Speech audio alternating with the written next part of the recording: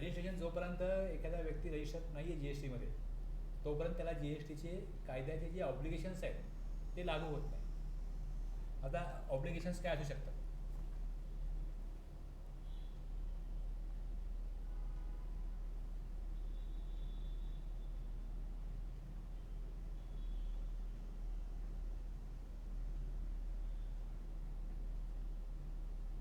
जे GSTचं गव्हर्नमेंटला कलेक्शन होतं ते कोणाकडनं होतं? कोणाकडनं होतं? टॅक्सपेअरकडनं होतं. टॅक्सपेअर कोण आहेत? जे GSTमध्ये रजिस्टर्ड पर्सन आहेत तेच गव्हर्नमेंटला टॅक्स देणार. आता GSTमध्ये रजिस्ट्रेशन एखादा व्यक्ती कधी घेईल? त्याला काहीतरी बेनिफिट असेल तर घेईल, किंवा त्याला कायद्याने बंधनकारक होईल की नाही तुम्हाला रजिस्ट्रेशन घ्यायला लागेल, तुमची इच्छा नाही आहे, तुम्हाला फायदा नाही आहे, पण तुम्हाला रजिस्ट्रेशन घ्यावंच लागेल, तुम्हाला हा कायदा आहे, तुम्ही या देशामध्ये राहता, तुम्ही या राज्यामध्ये राहता, तुम्ही या शहरामध्ये राहता, तर तुम्हाला इथले कायदे लागू होतात. म्हणजे आयदर त्याला काहीतरी बेनिफिट आहे किंवा मग त्याला कायद्यानुसार कंपल्सरी आहे, मॅन्डेटरी आहे, त्यात रजिस्ट्रेशन घेईल. आता रजिस्ट्रेशन घेण्याचा त्या व्यापाराचा फायदा असेल तर तो घेईल, पण व्यापाराचा फायदा नसला तर त्याला कंपल्सरी घ्यायला लागेल. पण नक्कीच गव्हर्नमेंटला बेनिफिट आहे, गव्हर्नमेंटला टॅक्स मिळणार आहे. मग गव्हर्नमेंटला काय करायला लागतं की ज्यांच्याकडून टॅक्स घ्यायचा आहे त्यांना त्यांची नोंदणी करून घ्यायला लागते, म्हणजे रजिस्ट्रेशन. मग गव्हर्नमेंट काय करणार? कायद्याप्रमाणे रजिस्ट्रेशन घेण्याकरता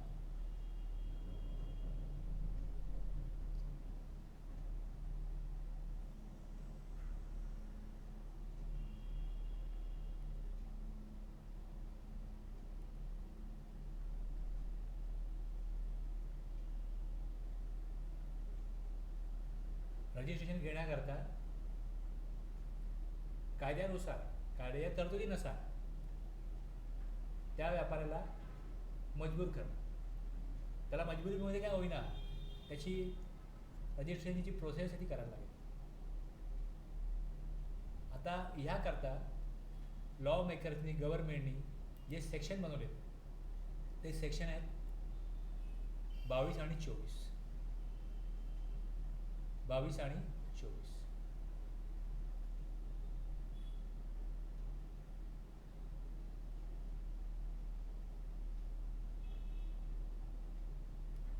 सेक्शन 22 मध्ये दिलेलं आहे पर्सन्स लायबल फॉर रजिस्ट्रेशन.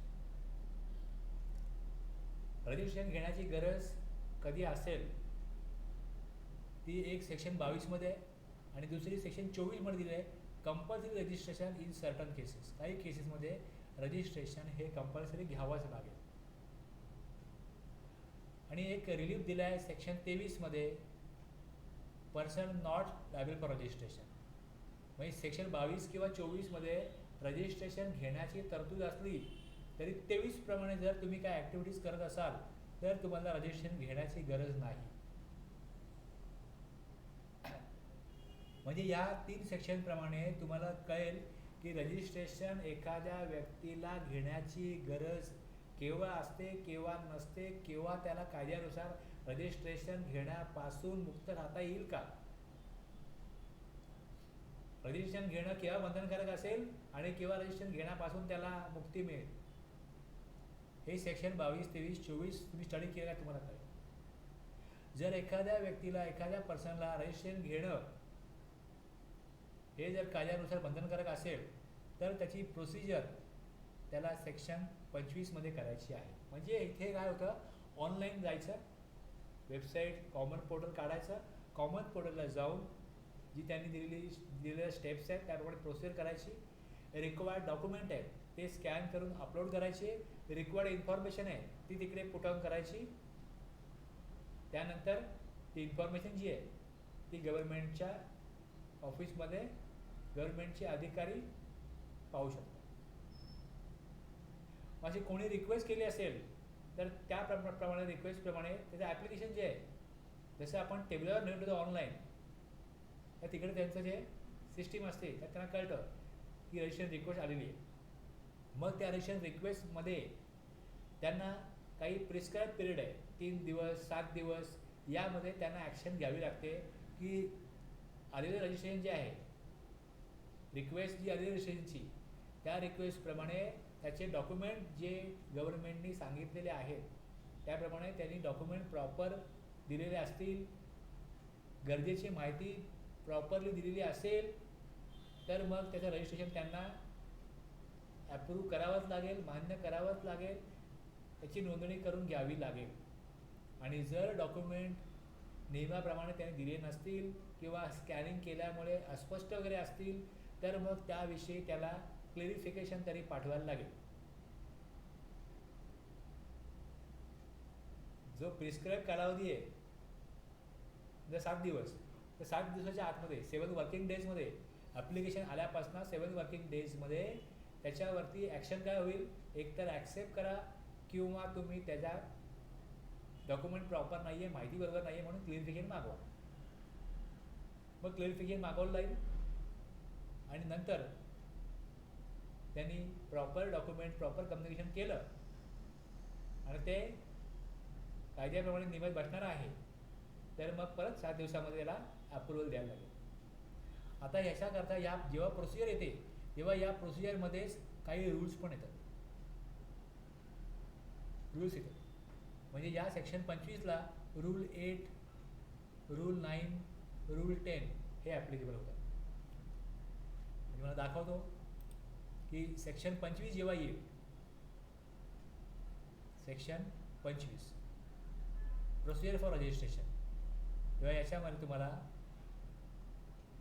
हे सांगितलेलं असेल की सेक्शन 22मध्ये आणि 24मध्ये जेव्हा रजिस्ट्रेशन घेण्याची तरतूद एखाद्याला ॲप्लिकेबल होते, त्या कायद्याप्रमाणे ज्याला रजिस्ट्रेशन घेणं हे बंधनकारक होतं तेव्हा त्यांनी रजिस्ट्रेशन कशाप्रकारे घ्यावं, हे in such manner and subject to such conditions as may be prescribed.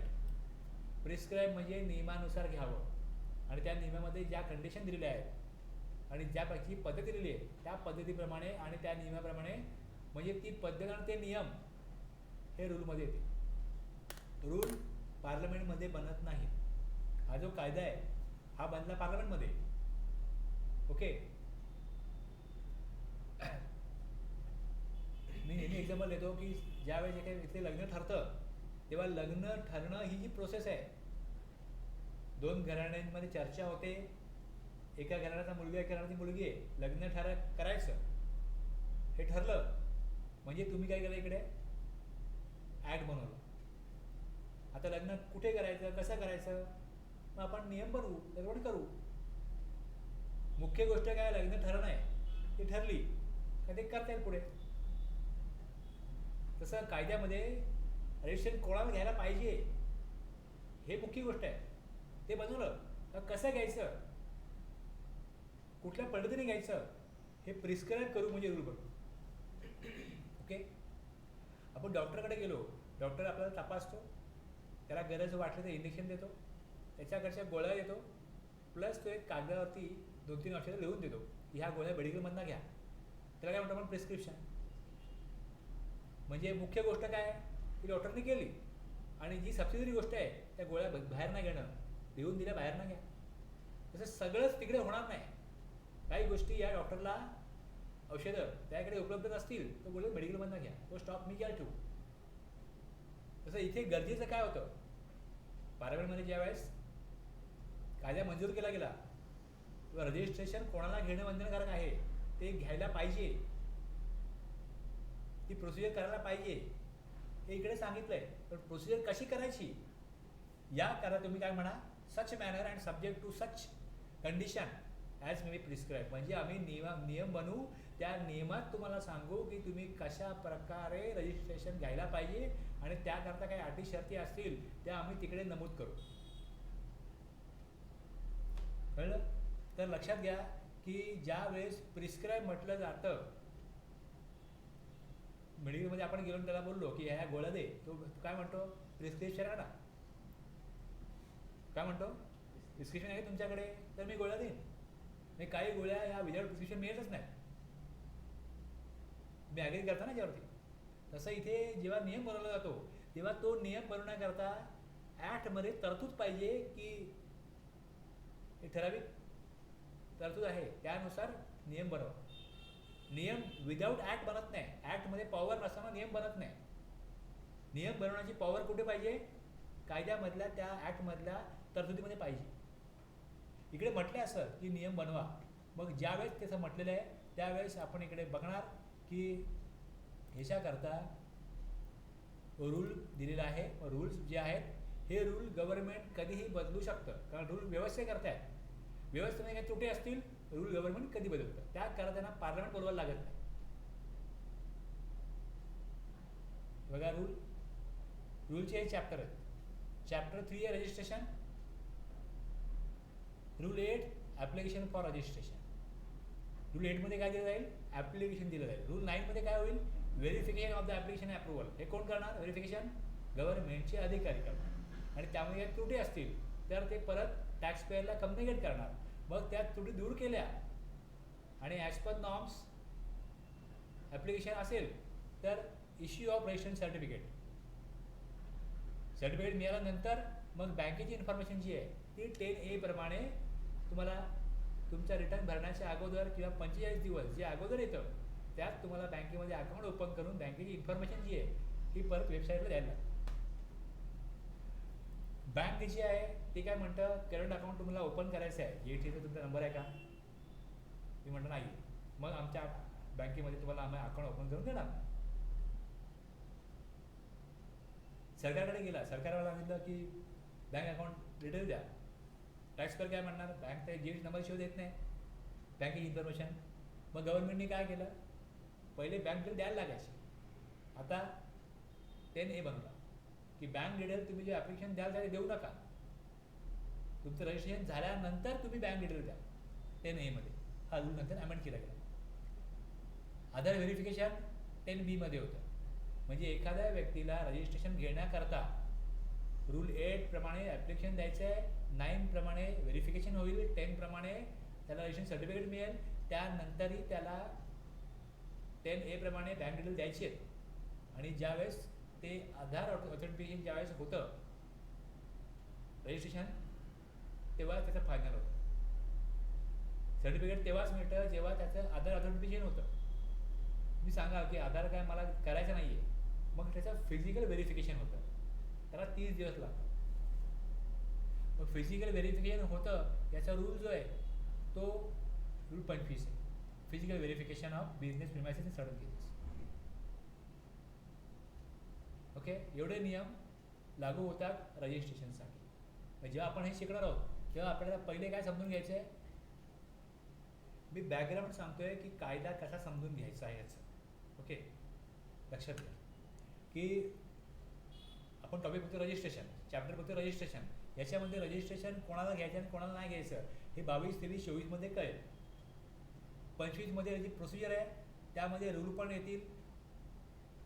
10A, 10B, physical verification केलं तर रूल 25 एवढे रूल ॲप्लिकेबल होतात रजिस्ट्रेशनच्या प्रोसिजरसाठी. सेक्शन 26 मध्ये आहे डीम रजिस्ट्रेशन. रजिस्ट्रेशन तुम्ही CGST ॲक्टमध्ये घेत असाल तर AGST मध्ये पण ते झालं असं मानलं जाईल. डीमचा अर्थ मानलं जाईल. ओके, रजिस्ट्रेशन प्रोसिजर हा कायदा कुठला आहे? CGST आहे. रजिस्ट्रेशन तुम्ही जेव्हा ॲप्लिकेशन करता तेव्हा आयदर ते सेंटरकडे जातं किंवा स्टेटकडे जातं. सेंटरकडे गेलं रजिस्ट्रेशन सेंटर करतं, स्टेटकडे गेलं तर स्टेट करतं. रजिस्ट्रेशन भले स्टेट करो ते सेंटरचं पण झालं हे मानलं जाईल. सेंटरने केलं स्टेटचं पण केलं हे मानलं जाईल. तुम्हाला टॅक्स करे कुठले करायचे? CGST, AGST, IGST. पण रजिस्ट्रेशन 3 ठिकाणी करण्याची गरज नसते. रजिस्ट्रेशन तुम्ही एकाकडेच करा. आणि जर एकाने ॲक्सेप्ट केलं दुसऱ्याने ॲक्सेप्ट केलं असं आहे, एकाने रिजेक्ट केलं दुसऱ्याने रिजेक्ट केलं असं आहे, ते ह्याला म्हणतात डीम रजिस्ट्रेशन. आता रजिस्ट्रेशन जे आहे हे प्रत्येक राज्यामध्ये करायला लागतं. रजिस्ट्रेशन हे प्रत्येक राज्यामध्ये करायला लागतं जिकडे तुम्ही टॅक्सेबल सप्लाय करा. महाराष्ट्रामध्ये केलं गुजरातमध्ये नाही केलं असे चालणार नाही. जर तुम्हाला रजिस्ट्रेशनची रिक्वायरमेंट येते, जर तुम्हाला रजिस्ट्रेशनचं जर का घेणं बंधनकारक होतं आहे. तर जेवढ्या राज्यांमध्ये तो पर्सन बिझनेस करत असेल, टॅक्सेबल सप्लाय करत असेल, तेवढ्या स्टेटमध्ये त्याला रजिस्ट्रेशन घ्यावं लागेल. आपण घेतलं महाराष्ट्राचं तर सेंट्रल गव्हर्नमेंटच्या अंडरमध्ये गुजरातमध्ये घ्यायची गरज आहे ना, ते तिथं रिफ्लेक्ट होणारच. तुमचा महाराष्ट्रामध्ये एक बिझनेस आहे, दुसरी ब्रँच गुजरातमध्ये आहे, दोन रजिस्ट्रेशन घ्यायचे. रजिस्ट्रेशन 2 घ्यायला लागते. तुम्ही महाराष्ट्रामधनं गुजरातला माल पाठवू शकता, विकू शकता, ह्या रजिस्ट्रेशन घेण्याची गरज नाही. पण तुम्ही गुजरातच्या भूमीवरती जर दुसरी ब्रँच चालू केली तर तुम्हाला तिकडे सप्लाय करण्याकरता रजिस्ट्रेशन घ्यावं लागेल.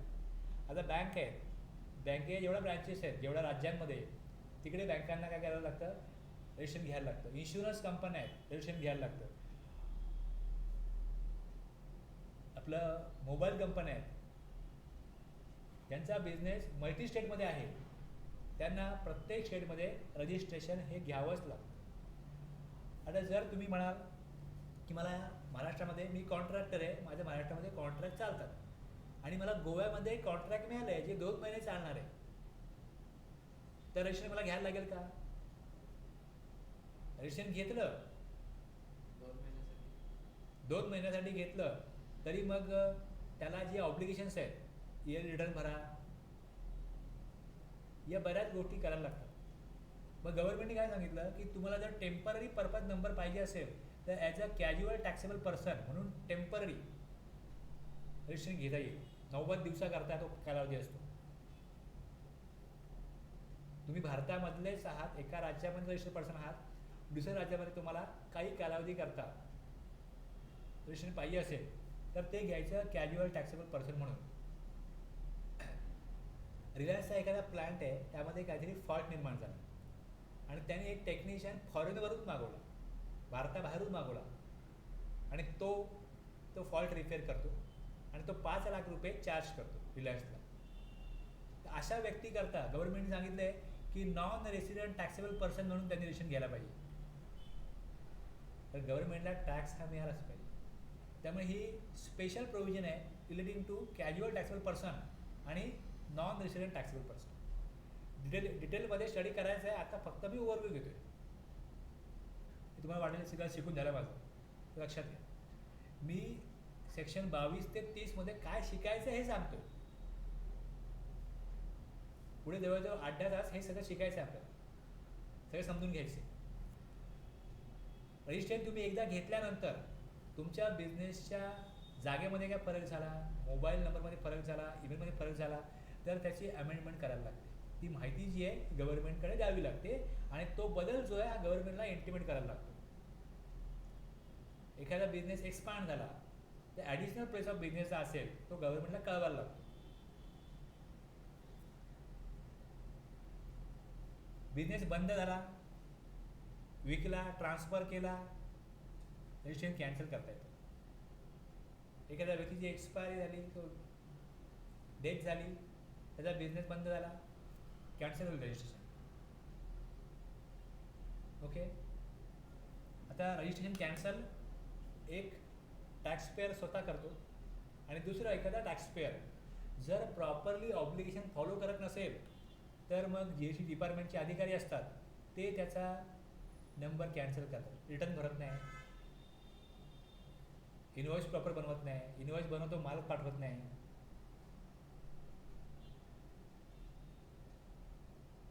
जर नियमानुसार काम चालू नसेल तर रजिस्ट्रेशन त्याचं कॅन्सल केलं. मग रजिस्ट्रेशन जर कॅन्सल केलं तर टॅक्सपेअर रजिस्ट्रेशन कॅन्सल करणं म्हणजे त्या बिझनेस बंद होण्यासारखं आहे, एक प्रकारे त्याच्या बिझनेसवर टाच आणल्यासारखं आहे. मग तो काय करतो, टॅक्सपेअर डिपार्टमेंटला कॉन्टॅक्ट करतो, त्यांना सांगतो की बाबा माझं काय चुकलं ते सांगा मला, पाठीवर लात मारा, पोटावर लात नका मारू. मग त्याला गव्हर्नमेंट सांगते तुझी काय चुकी झाली, आम्ही का केलं कॅन्सल, आणि मग तो रिक्वेस्ट करतो की माझं रजिस्ट्रेशन तुम्ही काय करा, रिस्टोर करा, रिव्होकेशन ऑफ कॅन्सलेशन ऑफ रजिस्ट्रेशन. मग ते रिव्ह्यू करण्याची प्रोसिजर जी आहे ही सेक्शन 30मध्ये, 28मध्ये अमेंडमेंट, 29मध्ये कॅन्सलेशन आणि 30मध्ये रिव्होकेशन. अशा प्रकारच्या तरतुदी आहेत रजिस्ट्रेशनच्या चॅप्टरमध्ये. कळलं? रूल्स कुठले कुठले ॲप्लिकेबल आहेत त्याची यादी दिलेली आहे इकडे, सेक्शनची पण यादी आहे. रूल 8 ते रूल 26 एवढे रूल ॲप्लिकेबल होतात रजिस्ट्रेशनसाठी.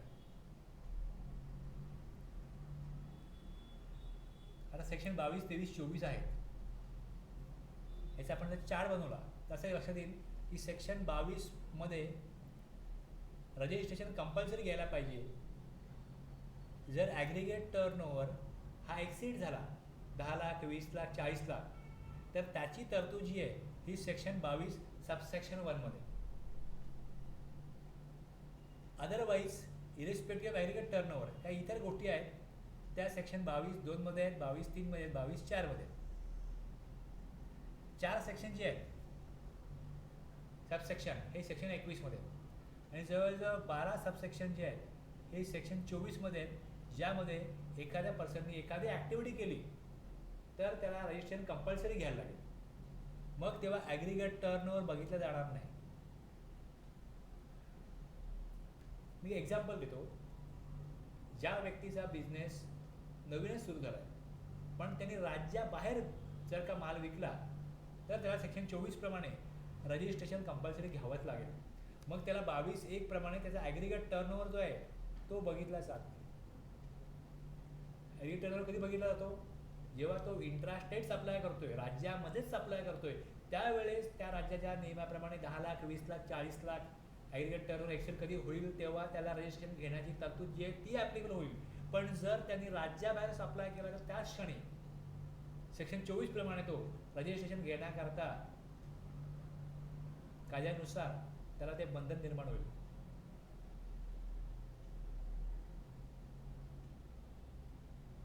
रजिस्ट्रेशन घेतल्याशिवाय काही लोकांना मार्केटमध्ये कामं मिळत नाही. मार्केटमध्ये काही लोकांना रजिस्ट्रेशन असल्याशिवाय कामं मिळत नाही. म्हणजे कायद्यानुसार त्यांना रजिस्ट्रेशन घेणं बंधनकारक नाही आहे, पण त्यांच्या अस्तित्वासाठी, त्यांच्या बिझनेसच्या ग्रोथसाठी, त्यांच्या बिझनेसच्या स्टार्टिंगसाठी, सुरुवात होण्याकरता त्यांना रजिस्ट्रेशन घ्यायला लागत असेल तर त्यांनी काय करायचं? मग त्याच्या घरात तरतूद जी आहे ती सेक्शन 25 सबसेक्शन 3 आहे, ज्याला नाव दिलं आहे व्हॉल्युंटरी रजिस्ट्रेशन. व्हॉल्युंटरी स्वइच्छेने घेतलेलं रजिस्ट्रेशन. ओके, याची इच्छा आहे रजिस्ट्रेशन घ्यावं. पार्टी समोरून सप्लायर तर बोलते जीएसटी दाखवा म्हणजे. किंवा एखाद्या व्यक्तीला असं वाटतं की रजिस्ट्रेशन घेणं माझ्यासाठी फायद्याचं आहे. What ever the reason, registration मला केव्हा मिळेल? छोटा मुलगा विचारतो, सांगतो माझं कोण ऐकतच नाही, तुझं मला ऐकायला लागतं. त्याला वडील काय म्हणतात? तू मोठा हो, तू बाप हो, मग तुझं मुलगा तुझं ऐकेल. अधिकार केव्हा मिळतील? या मोठं होशील तेव्हा. पण त्याला मोठं व्हायचं आहे, तेवढं मला मोठं व्हायचं आहे तर मग रजिस्ट्रेशन घे, व्हॉल्युंटरी रजिस्ट्रेशन घे. आता जर त्याला वाटतं की मला अधिकार मिळावे, छोट्या मुलाला वाटतं, त्याला वडील काय बोलणार? बघ तुला अधिकार पाहिजेत ना, मिळतील, पण जे मी करतो ना ते सगळे तुला करायला लागेल. अधिकार का मिळतात? जबाबदाऱ्या पार पाडण्यासाठी. तुला जबाबदाऱ्या पार पाडायला लागतील.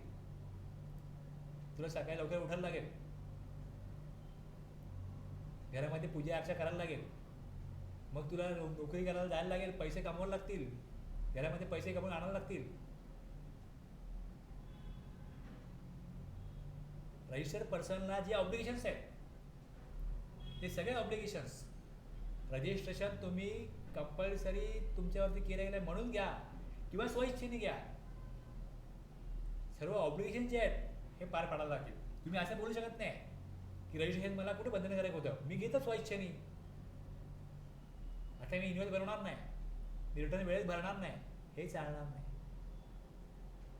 जे नियम रजिस्टर्ड पर्सनला ॲप्लिकेबल होतात, जे रजिस्ट्रेशन त्यांना कायद्यानुसार बंधनकारक आहे, तेच सगळे नियम, तेच सगळे ऑब्लिगेशन्स जो रजिस्ट्रेशन स्वइच्छेने घेईल त्याला आपण बंधनकारक राहतील.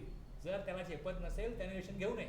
आम्ही तुम्हाला सांगितलं आहे का, इन्व्हाइट केलं आहे का, आमंत्रित केलं आहे का, या रजिस्ट्रेशन घ्या, तुम्ही स्वइच्छेने आलाय, मग सगळे नियम लागू होतील.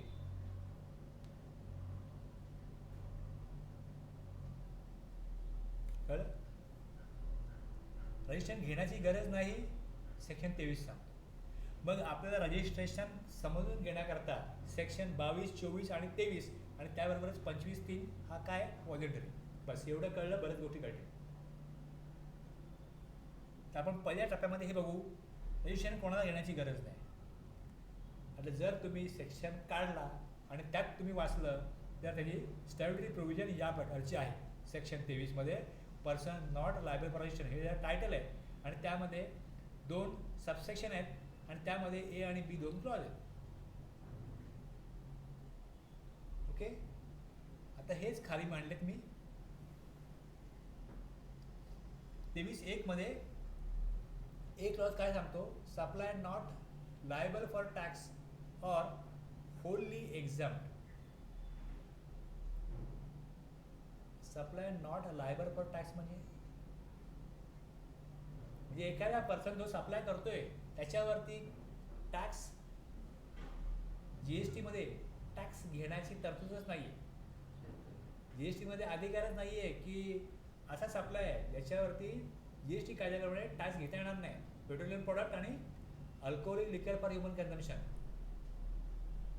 जर तुमचा बिझनेस पेट्रोलियम प्रोडक्टचा आहे, पेट्रोलचा आहे, डिझेलचा आहे किंवा दारूचं दुकान आहे, तर तुम्हाला सेक्शन 23 सबसेक्शन 1 क्लॉज ए प्रमाणे जीएसटी मध्ये रजिस्ट्रेशन घेण्याची गरज नाही. ओके. दुसरं, तुम्ही फळाचा बिझनेस करता, तुमचा टर्नओव्हर महिन्याला 50 लाख आहे, महिन्याला 50 लाखाची तुम्ही फळं विकता, मोठे व्यापार आहेत फळांची, ऑल ओव्हर महाराष्ट्रात तुम्ही फळं पाठवता. तर फळं जी आहेत ही एक्झाम्प्ट आहेत, करमुक्त आहेत. रजिस्ट्रेशन घेण्याची गरज नाही, कारण कुठल्याही प्रकारचा कर तुम्हाला कलेक्ट करण्याचा व्यवसायच तुम्ही करत नाही. तुम्ही अशा प्रकारचा कुठला मालच सप्लाय करत नाही की ज्यावर तुम्हाला टॅक्स कलेक्ट करायचा आहे.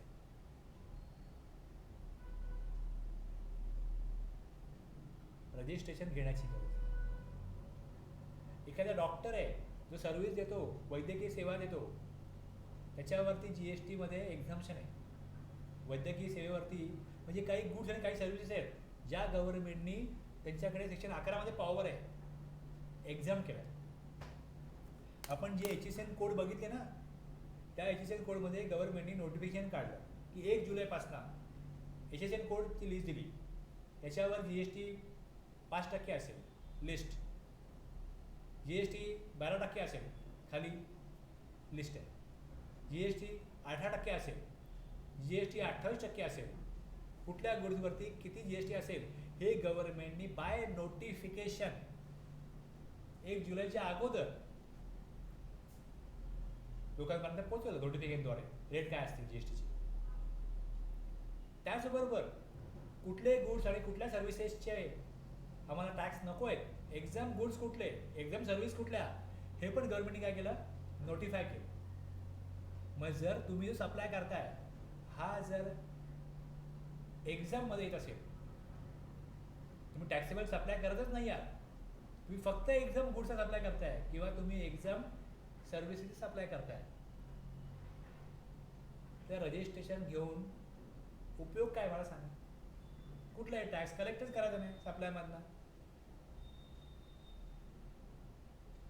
रजिस्ट्रेशन घेणं गरजेचं नसणार आहे.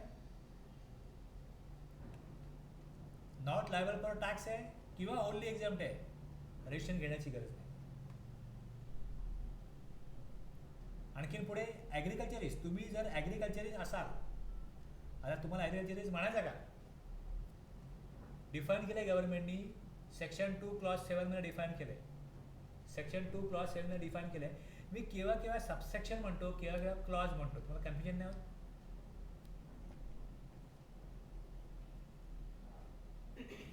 क्लॉज आणि सेक्शन काय ते फरक असेल.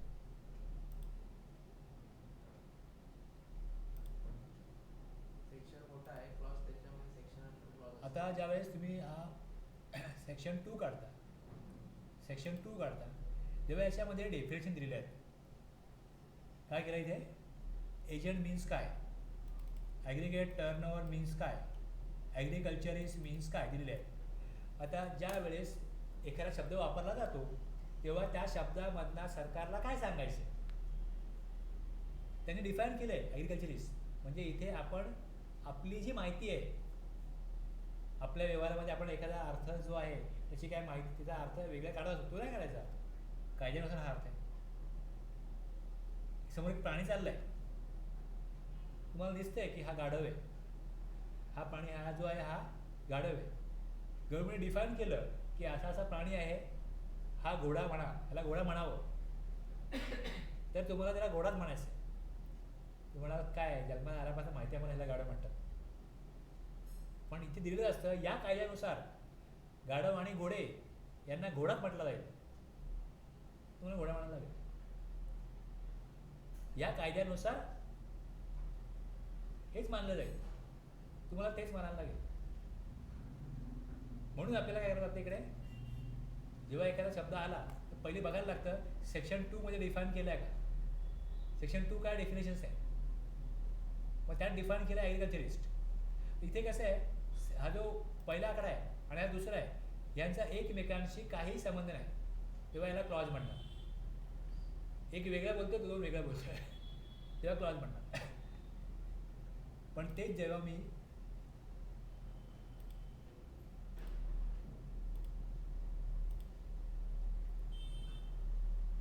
सेक्शन 7 म्हणतो तेव्हा हा जो 1 आहे हा सबसेक्शन, 1A आहे हा सबसेक्शन आहे. 1 एक गोष्ट सांगतो, त्याच्या पुढची गोष्ट 1A सांगतो, त्याच्या पुढची वेगळी 2 सांगतो, पण इथे एकमेकांची कनेक्शन आहे, यांचे एकमेकांशी कनेक्शन आहे. ओके,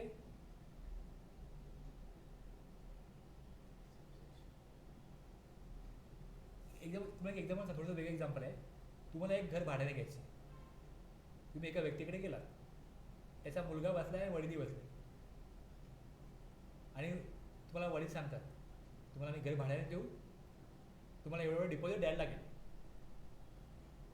मुलगा म्हणतो भाडं तुम्हाला महिन्याला 10,000 लागेल. वडील काय बोलले, डिपॉझिट किती, सबसेक्शन 1. मुलगा बोलला भाडं एवढं लागेल, सबसेक्शन 2. हे संबंधित गोष्ट आहे ना, तुम्हाला घर भाड्याने घ्यायचं आहे तर डिपॉझिट किती आणि भाडं किती हे दोन काय झाले, सबसेक्शन झाले. पण जर तुम्हाला विचारलं की तुम्ही कामाला कुठे, ही गोष्ट वेगळी आहे. मग खाली पुढे बघा इकडे सेक्शन 1 मध्ये ए जो आहे हा क्लॉज झाला, बी जो आहे हा क्लॉज झाला, सी जो आहे हा क्लॉज झाला. या ABC मध्ये काहीतरी वेगळं सांगितलं गेलं आहे, ए वेगळं सांगितलं आहे, बीच वेगळं सांगितलं आहे.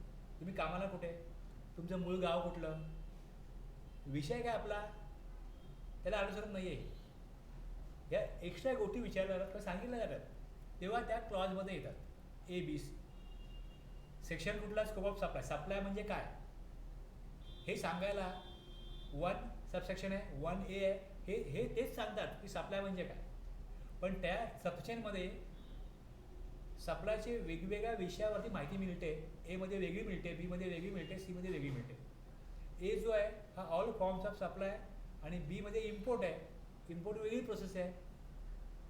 ओके, राज्यामध्ये तुम्ही सप्लाय करता ही वेगळी प्रोसेस आहे, त्यामुळे ह्याला क्लॉज म्हटलं जातं. ओके, खूप म्हटलं तर महत्त्वाचं आहे, म्हटलं तर काही महत्त्वाचं नाही.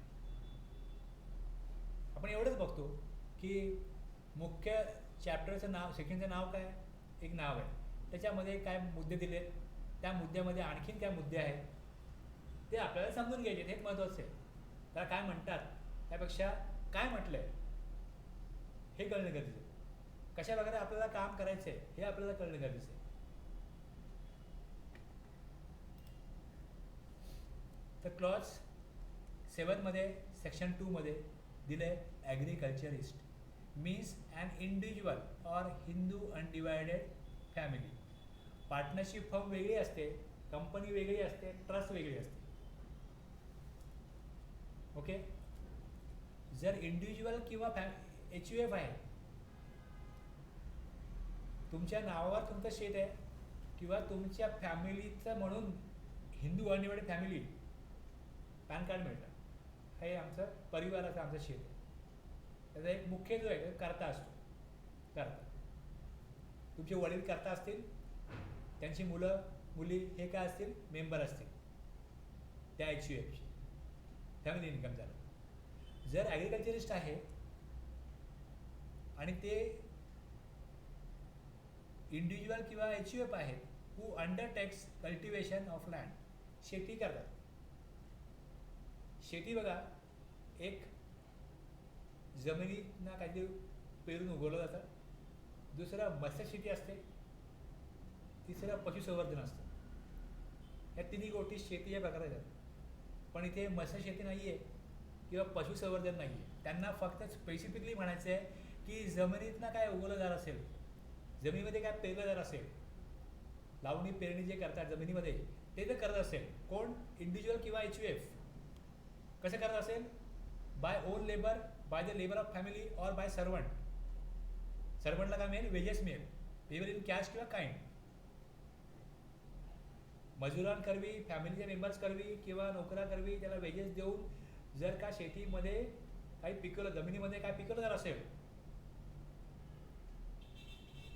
हे करणारा इंडिव्हिज्युअल किंवा HUF असेल तर तो ॲग्रिकल्चरिस्ट आहे.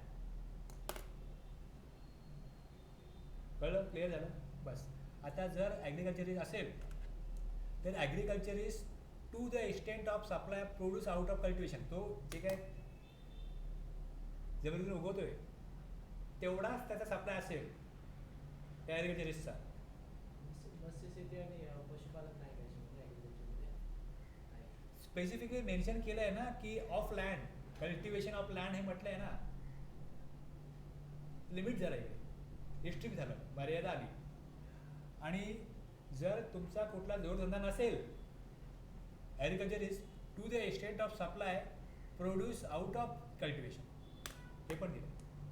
जर तुमचं एक ग्रोसरी स्टोअर आहे प्लस तुमच्याकडे तुम्ही शेतीतनं काय उगवता, मग दोन्हीचं जे इन्कम आहे हे क्लब केलं जातं. पण तो फक्त ॲग्रिकल्चरिस्ट आहे, तो फक्त तेवढंच काम करतो, प्रोड्यूस आउट ऑफ कल्टिवेशन. तर मग तशा व्यक्तीला HUF किंवा इंडिव्हिज्युअलला रजिस्ट्रेशन घेण्याची गरज नाही. हे 3 मुद्दे आपल्याला मिळाले. चौथा मुद्दा असा आहे की by notification category of person exam from registration, government notification काढेल आणि काही पर्सनना एक्झाम्शन देईल. ही पॉवर आहे ती या सेक्शनमध्ये. जेव्हा कायदा बनवला गेला तेव्हा गव्हर्नमेंट लक्षात आलं की रजिस्ट्रेशन घेण्याची गरज आपण कोणाला ठेवायची नाही. शेतकरी राजा आहे, बळीराजा आहे, त्याला रजिस्ट्रेशन घेण्यापासून आपण काय ठेवूया, बाहेर ठेवूया. शेतकरी संकटात आहे, काही लोकांचं तेवढंच उत्पन्नाचं साधन आहे, मग ते जे माल विकतील त्यावर GST कलेक्ट करून द्या, त्यांना सांगणं योग्य नाही, त्यांना सोडून द्या. जे करमुक्त गुड सर्व्हिस आहेत त्याच्यावर रजिस्ट्रेशन घेण्याची गरज नाही, कारण त्या GSTच कलेक्ट करायच्या नाही आणि ज्याच्यावर GST लागतच नाही, पेट्रोलियम प्रॉडक्ट आणि वाईन, त्यांना पण रजिस्ट्रेशन घेण्याची गरज आहे GSTमध्ये. मग सेक्शन 23 प्रमाणे 3 तर त्यांना फिक्स होते, रजिस्ट्रेशन घेण्याची गरज नाही असे 3 तर फिक्स होते, ते त्यांनी कव्हर केले. आणि भविष्यामध्ये असे कोण पर्सन निर्माण झाले ज्यांना GSTमध्ये रजिस्ट्रेशन घेण्यापासून आपल्याला मुक्ती द्यायची आहे, उगाच त्रास त्यांना होऊ नये, तर त्यावेळेस त्यांना रजिस्ट्रेशन घेण्याची गरज नाही असं आपण तेव्हाच सांगू शकतो जेव्हा नोटिफिकेशनद्वारे सांगण्याची पॉवर असावी. ती पॉवर सेक्शन 23 सबसेक्शन 2 मध्ये घेतलेली. मग ह्या पॉवरप्रमाणे काही लोकांना एक्झाम्शन दिलेलं आहे. आत्ता जे आपण बघितलं त्याप्रमाणे बघा, एक कोण निघतो, person engage exclusively in the business of supplying goods services both not liable for tax. हे एक कॅटेगरी आली लोकांची. लोकांना एक वर्ग आला. दुसरा वर्ग आला की एक्झाम गुड सर्व्हिसेस विकतात. तिसरा वर्ग आला ॲग्रिकल्चरिस्ट. आणि चौथा वर्ग गव्हर्नमेंट सांगेल नोटिफिकेशनद्वारे त्यांना GSTमध्ये रजिस्ट्रेशन घेण्याची गरज नसेल.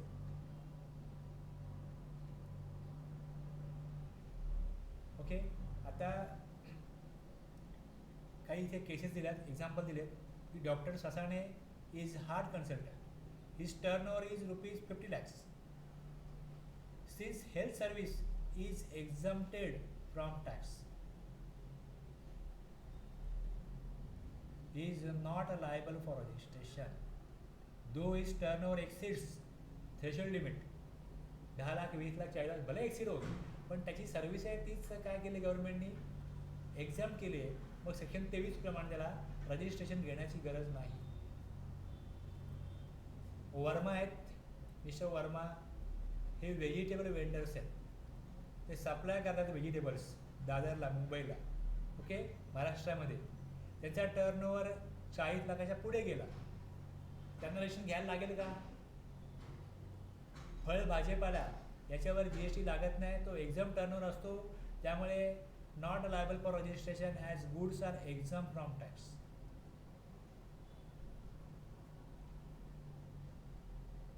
काही ट्रस्टच्या ॲक्टिव्हिटी आहेत. जर एखाद्या ट्रस्ट काढत असेल तर इन्कम टॅक्स, त्याला इन्कम टॅक्समध्ये तरतूद आहे.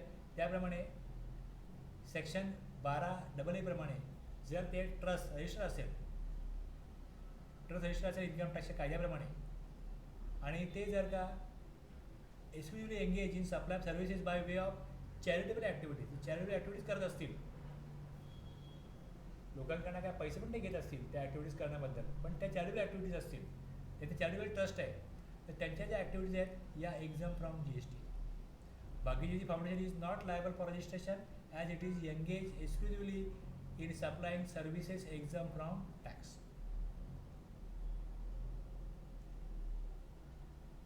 पेट्रोल पंप आहे, Madhur oil Punjab is exclusively engage in supplying petrol. Supply of petrol is not leviable for to GST.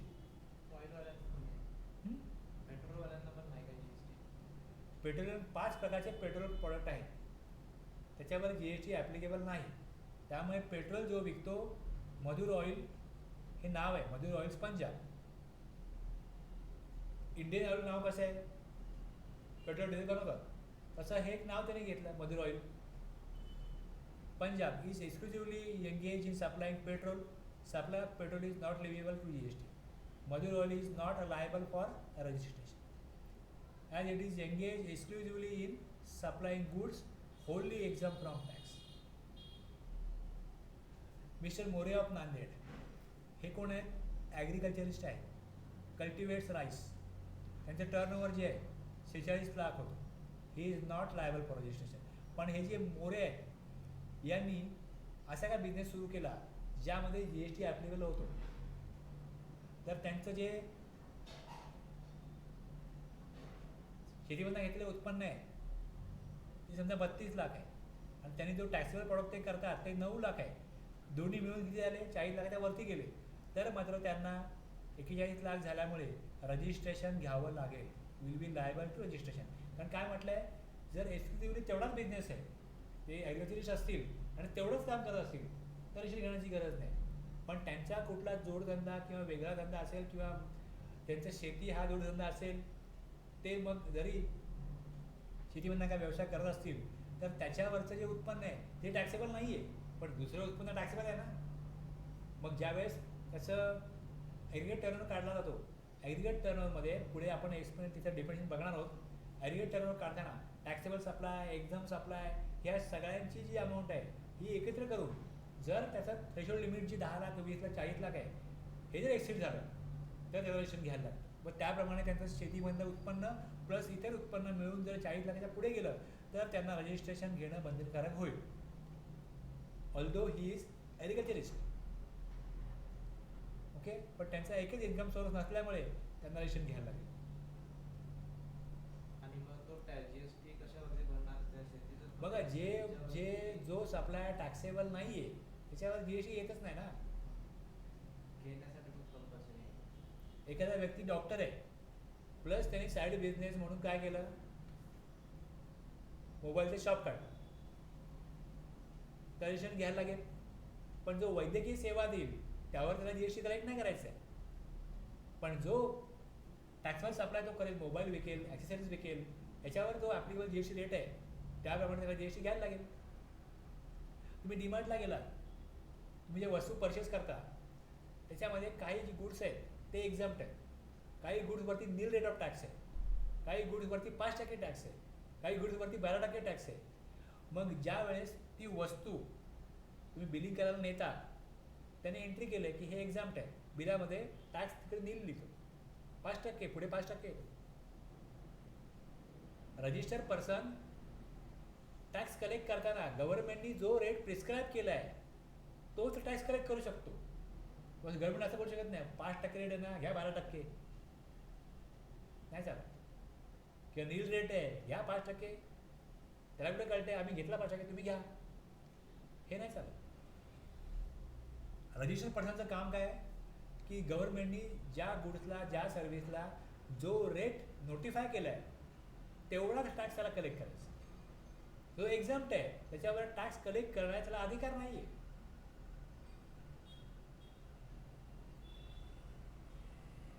Section 23 subsection 2 मध्ये गव्हर्नमेंटकडे पॉवर आहे की ते काही गुड्सवरचा टॅक्स, सर्व्हिसवरचा टॅक्स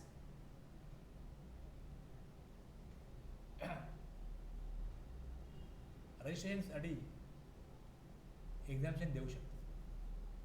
सेक्शन 23(2) मध्ये काय दिलं आहे, असे कॅटेगरी ऑफ पर्सन असतील ज्यांना रजिस्ट्रेशन घेण्याची गरज नाही, हे आम्ही सेक्शन 23 सबसेक्शन 2 मध्ये सांगतो. पॉवर त्यांच्याकडे. मग गव्हर्नमेंटने नोटिफिकेशन काढलं आहे की जे सर्व्हिस प्रोव्हायडर आहेत, सर्व्हिस प्रोव्हायडर ते राज्यामध्ये सप्लाय करत असतील आणि ज्यांचं ॲग्रिगेट टर्नओव्हर 10 लाख किंवा 20 लाख जोपर्यंत एक्सिड होत नाही तोपर्यंत रजिस्ट्रेशन घेण्याची गरज नाही. पण सेक्शन 24 प्रमाणे असं आहे की सर्व्हिस प्रोव्हायडरने राज्याबाहेर सप्लाय केला तर त्यांना रजिस्ट्रेशन घ्यायला लागेल. पण गव्हर्नमेंटने त्यांना पण एक्झम्पशन दिलं की तुम्ही राज्याबाहेर सप्लाय करा किंवा e commerce operator through supply करा, रजिस्ट्रेशन घेण्याची गरज नाही.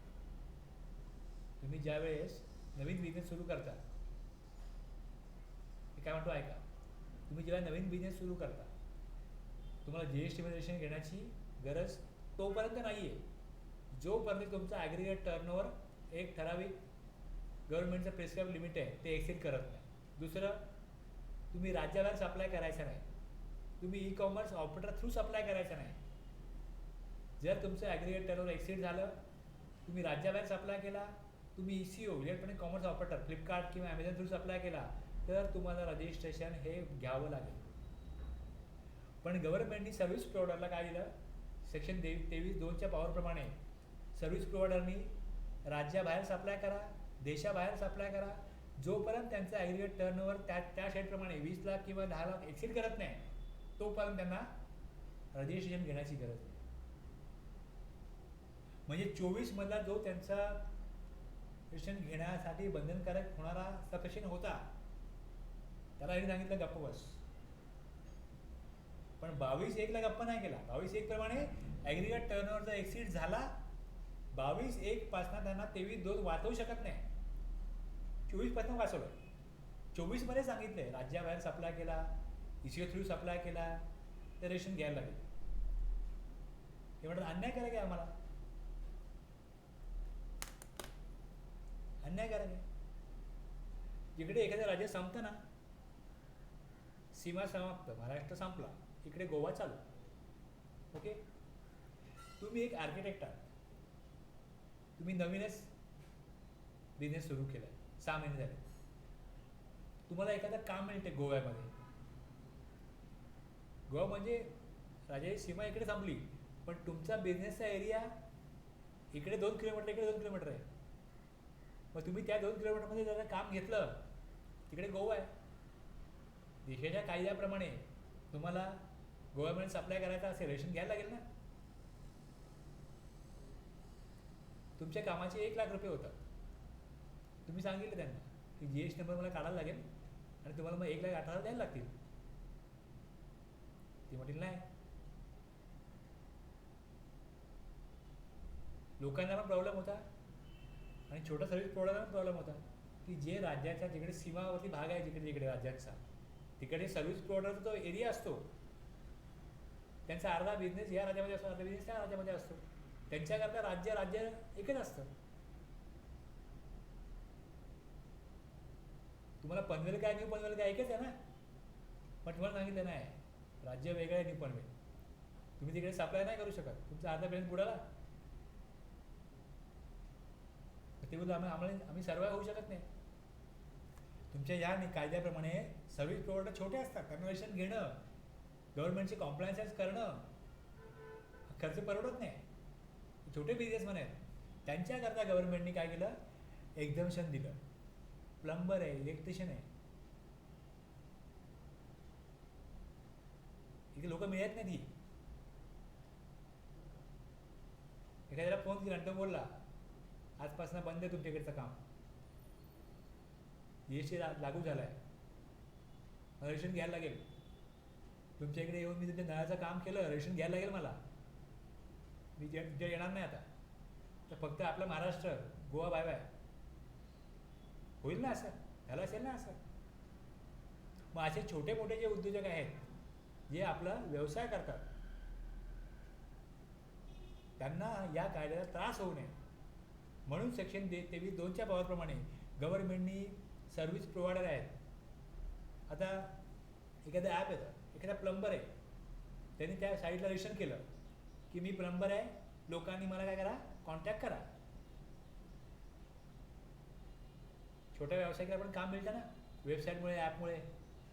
मग गव्हर्नमेंटने सांगितलं इश्यू थ्रू तुम्ही सर्व्हिस द्या किंवा राज्याबाहेर सर्व्हिस द्या, इंटरस्टेट सर्व्हिस द्या.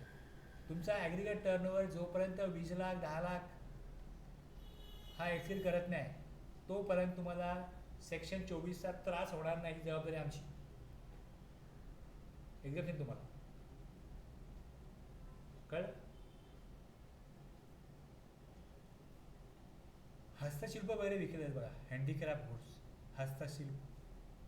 ओके, आपण बघतो रस्त्याच्या बाजूला काय लोक बसलेले असतात, हाती बनवलेल्या वस्तू विकतात. Person making interstate supplies of notified handicraft goods. छोटे लोक असतात, त्यांचा फॅमिली बिझनेस असतो हा, त्यांच्या पूर्वजांनी पण हा बिझनेस केला आहे, ते पण करतायत. असे काही लोक आहेत की जे अशा हँडीक्राफ्ट गुड्स विकतात, त्यांना हा कायदा लागू झाला. राज्याबाहेर विकलं जीएसटी द्या. तो छोटा बिझनेस आहे आमचा, आमच्याकडे लोक मागायला येतात, कुठं घ्यायला येतात, मागणी करतात, आम्ही पाठवतो. महिन्यात एक दोन गिऱ्हाईक बाहेर पण येतात. मग इंटरस्टेट सप्लाय केला, मग रजिस्ट्रेशन घ्या. आम्ही वर्षाला 5 लाख पण कमवत नाही, आम्ही काय रजिस्ट्रेशन घेणार. मग त्यांना गव्हर्नमेंटने एक्झाम केली.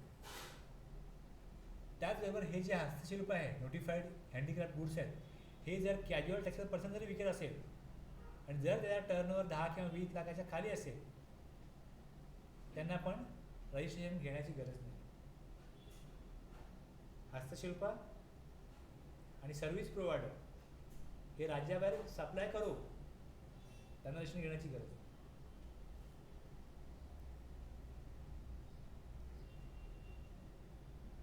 एक सप्लायर असतो,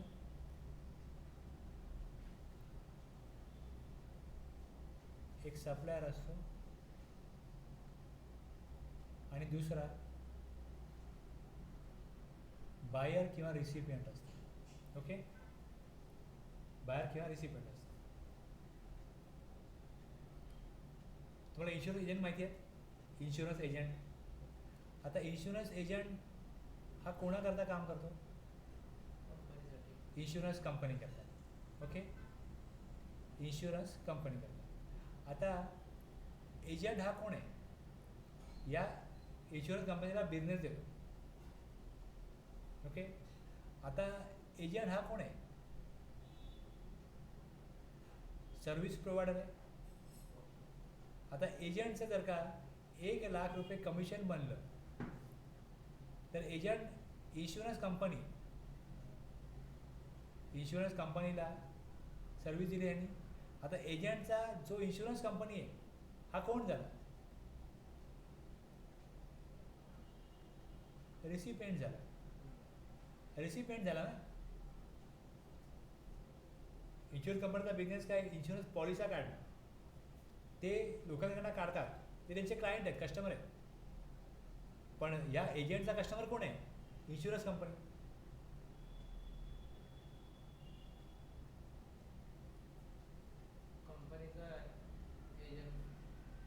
तुम्ही जर का इन्शुरन्स कंपनीचे एजंट असाल तर तुम्ही इन्शुरन्स कंपनीचे कस्टमर आहात का तुमची ती कस्टमर आहे? मी कस्टमर आहे. माझे कस्टमर. बघा हे लक्षात घ्या, तुम्ही हे ए प्रॉडक्ट विकता, तुम्ही ए प्रॉडक्ट विकता आणि ते मी पी व्यक्ती आहे मी घेतो, तर कस्टमर कोण आहे? तुम्ही विकता ना, तुम्ही सेलर आहात, मी बाहेर झालो. कोण कोणाला पैसे देतो? जो वस्तू बाय करतो तो सप्लायरला पैसे देतो. ओके, ॲग्री करा तुम्ही. हां, बरोबर. आता इन्शुरन्स कंपनीला, कंपनी कस्टमर आहे. इन्शुरन्स कंपनी पैसे देते एजंटला. एजंट काय करतं? कंपनीच्या फायद्याकरता काम करतं. कंपनीला बिझनेस, जी इन्शुरन्स कंपनी आहे ही सप्लायर केव्हा आहे? जेव्हा क्लायंटकडून त्यांना पॉलिसी मिळते, त्यांचा बिझनेस होण्याकरता, तो बिझनेस करून देण्याकरता त्यांना एजंट पाहिजेत. मग एजंटसाठी इन्शुरन्स कंपनी ही कस्टमर आहे ना, म्हणून त्यांना 1,00,000 रुपये कमिशन कंपनी देते की तुम्ही आम्हाला 50 लाखाचा बिझनेस दिला, आगे तुम्हाला 1,00,000 कमिशन. लक्षात घ्या. आता जर ही इन्शुरन्स कंपनी आहे, यांना त्यांचा जो ऑडिटर आहे, ऑडिटर तो ऑडिट करतो आणि 1,00,000चं बिल देतो, तर तो 1,00,000चं बिल प्लस 18,000 GST, 1,18,000 बिल देतो. कोणाला देतो? इन्शुरन्स कंपनीला. पण हे जे एजंट असतात ना, हे 1,00,000 रुपये कमिशन मिळतं, तेव्हा ह्याच्यावरती 18,000 रुपये टॅक्स भरण्याची जबाबदारी एजंटवर नसते. मग 18,000 टॅक्स गव्हर्नमेंटला कसा मिळेल? कंपनी. कंपनी स्वतःच गव्हर्नमेंटला टॅक्स भरते, कंपनी स्वतःच गव्हर्नमेंटला GST भरते. नॉर्मल पद्धत काय आहे? तुम्ही गुड्स किंवा सर्व्हिसेस द्या प्लस टॅक्स पण घ्या तुमच्या बाहेर काढणे, कलेक्ट करा. याला म्हणतात फॉरवर्ड चार्ज. पण दुसरी पद्धत अशी आहे की जो सर्व्हिस घेतो ना, तो फक्त सर्व्हिसचे पैसे देतो, टॅक्स गव्हर्नमेंटला देण्याची जबाबदारी ही सर्व्हिस प्रोव्हायडर, सर्व्हिस रिसिव्हरचीच आहे, सर्व्हिस रिसिपियंटचीच आहे, किंवा गुड्सचा जो रिसिपियंट आहे तोच गव्हर्नमेंटला टॅक्स देईल. याला म्हणतात रिव्हर्स चार्ज, याला म्हणतात रिव्हर्स. पण गाडी मागे नेतो तर काय म्हणतो? Reverse charge. पुढे नेतो तर काय म्हणतो? फॉरवर्ड. नॉर्मल मेथड काय आहे की 1,00,000 प्लस GST हे नॉर्मल आहे. आणि रिव्हर्समध्ये काय? तुम्ही ज्याच्याकडनं सर्व्हिस घेतली त्याला तुम्ही त्याचे पैसे द्या, टॅक्स तुम्हीच गव्हर्नमेंटला द्या. आता जर तुम्ही इन्शुरन्स एजंट असाल तर तुम्हाला GST नंबर काढायला लागेल का? Person only engage in making taxable supplies. Insurance agent taxable supply करतो, पण total tax on which is liable to be paid on the reverse charge basis by insurance company. म्हणून मग इन्शुरन्स एजंटला exam केलं की जर तुमची सर्व्हिस आहे त्याच्यावर टॅक्स देण्याची जबाबदारी ही जर का रिसिपियंटची आहे तर तुम्हाला रजिस्ट्रेशन घेण्याची गरज नाही. ओके,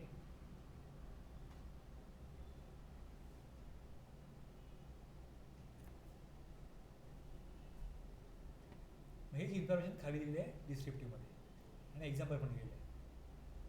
हे 5 प्रकारच्या नोटिफिकेशनद्वारे गव्हर्नमेंटनी या 5 प्रकारचे जे ट्रान्झॅक्शन्स आहेत या ट्रान्झॅक्शन्सला एक्झाम्पशन दिलेलं आहे. ओके, हा सेक्शन 23 होता. सेक्शन 23 प्रमाणे मला सांगा की रजिस्ट्रेशन घेण्याची जबाबदारी, रजिस्ट्रेशन घेण्याची लायबिलिटी कोणाकोणावरती येत नाही. एक, नॉट लायबल फॉर रजिस्ट्रेशन म्हणजे कोण कोण येतात? नॉट लायबलचा अर्थ आहे GST घेण्याची पॉवरच नाही गव्हर्नमेंटकडे. कोणासाठी? ॲग्रिकल्चर. नाही, नॉट लायबलमध्ये पेट्रोलियम प्रोडक्ट आणि वॅट वगैरे चालू आहे ना. हां, आणि alcohol. Alcoholic liquor for human consumption हे नॉट लायबल प्रोडक्शन आहे. आणि दुसरं जे आहे जे ॲग्रिकल्चरिस्ट,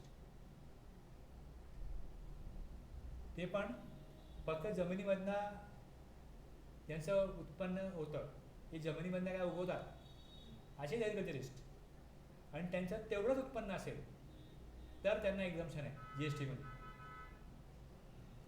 आणि तिसरं काय बघितलं आपण की सेक्शन 23(2) प्रमाणे गव्हर्नमेंट नोटिफिकेशन काढेल आणि त्यामुळे काही लोकांना काय मिळेल जी एस टीमध्ये रजिस्ट्रेशन नंबर घेण्यापासून एक्झाम्शन मिळेल. मग जर आर सी एममध्येच जर टॅक्स भरला जात असेल तर सप्लायरला रजिस्ट्रेशन घेण्याची गरज नाही. दुसरा जो सर्व्हिस प्रोव्हायडर आहे जो राज्याबाहेर सप्लाय करो इथे थ्रू सप्लाय करो त्याला रजिस्ट्रेशन घेण्याची गरज नाही.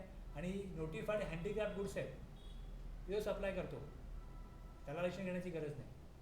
तोपर्यंत जोपर्यंत त्याचं ॲग्री टर्नओव्हर 10 किंवा 20 लाख ज्या राज्यात त्याचे एक्चुअल असेल ते एक्सिड करत नाही तोपर्यंत. आर सी एममध्ये काय असा विषय नाही आहे. पण म्हणजे काय?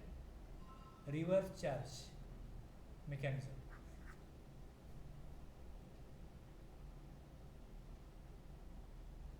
याप्रमाणे सेक्शन 23मध्ये रजिस्ट्रेशन घेण्याची कोणाला गरज नाही हे आपण समजून घेतलेलं आहे. आता सेक्शन 22मध्ये पर्सन लायबल फॉर रजिस्ट्रेशन कोणाला घ्यायचं कोणाला घ्यायला लागेल याच्याकरता हे 4 सबसेक्शन आहे.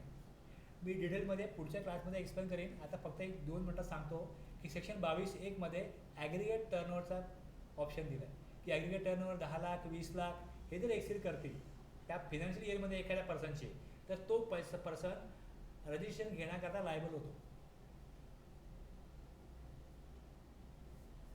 ओके. दुसरं 1 जुलैच्या अगोदर जे लोक एक्झिस्टिंग लॉ म्हणजे watt service tax excise duty यामध्ये रजिस्टर होते त्यांना 1 जुलैपासून कंपल्सरीली मायग्रेट केले गेले जी एस टीच्या लॉ.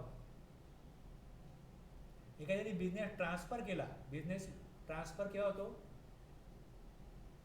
एखाद्या व्यक्तीला एखादा बिझनेस बंद करायचा दुसऱ्याला विकतो ट्रान्सफर केला. एखादा व्यक्ती एक्सपायर्ड झाला त्याच्या वारसाला मिळाला बिझनेस ओनर चेंज झाला पॅन होल्डर चेंज झाला बिझनेस ट्रान्सफर झाला. बिझनेस जेव्हा ट्रान्सफर होईल सेक्शन 22(3) प्रमाणे रजिस्ट्रेशन घ्यावं लागेल जो ट्रान्सफर आहे त्याला. जो बिझनेस रजिस्टर आहे तो तुम्ही टेक ओव्हर केला तर तुम्हाला जी एस टीमध्ये रजिस्ट्रेशन घ्यायला लागेल. तो आधी एस्टॅब्लिश होता पण तेव्हा ते जीएसटी असू दे किंवा नसू दे त्याचं काय नाही अगोदर तो बिझनेस रजिस्टर होता असा बिझनेस जी एस टीमधला रजिस्टर बिझनेस तुम्ही जेव्हा टेक ओव्हर करता त्यावेळेस तुम्हाला मग माझा ॲग्रिगेट टर्नओव्हर होऊ दे एक्सीड असं मिळत नाही. तुम्ही ऑलरेडी रनिंग बिझनेस आहे तो रजिस्टर आहे जी एस टीमध्ये तो तुम्ही टेक ओव्हर करताय त्यावेळेस तुम्हाला रजिस्ट्रेशन हे घ्यावंच लागेल. आणि चौथं आहे transfer for amalgamation demerger. Idea Vodafone एकत्र आले 2 कंपन्या एकत्र आल्या त्याला म्हणतात अमलगमिशन. आणि जेव्हा एखादी कंपनी स्प्लिट होते आणि 2 कंपन्या बनतात त्याला म्हणतात डिमर्जर. तर त्या केसमध्ये जी नवीन कंपनी बनली त्यांना रजिस्ट्रेशन घ्यायला लागेल. आणि डिमर्जर झालं ही कंपनी वेगळी आल्या कंपन्या वेगळी कंपनी बनली त्यांना वेगळे रजिस्ट्रेशन घ्यायला लागेल. अशा प्रकारे 4 सबसेक्शन आहेत 22(1), 22(2), 22(3), 22(4) याप्रमाणे रजिस्ट्रेशन घेण्यासाठी काय तरतूद आहे ही त्यात दिलेली आहे. एक एक्झिस्टिंग लॉमध्ये जे होते त्यांना रजिस्ट्रेशन घ्यायला लागेल. ॲग्रिगेट टर्नओव्हर एक्सिड झालं तर घ्यायला लागेल. बिझनेस ट्रान्सफर झालं रजिस्ट्रेशन घ्यायला लागेल किंवा मग अमलगमिशन किंवा डिमर्जर झालं कुठल्या कंपनीचं ट्रान्सफर फॉर अमलगमिशन डिमर्जर तर त्यांना पण रजिस्ट्रेशन्स घेण्यासाठी तरतूद केली गेलेली आहे. मग ती तरतूद काय आहे कशा प्रकारे आहे हे सगळं आपण पुढे बघणार आहोत पुढच्या क्लासमध्ये. ओके थांबूया.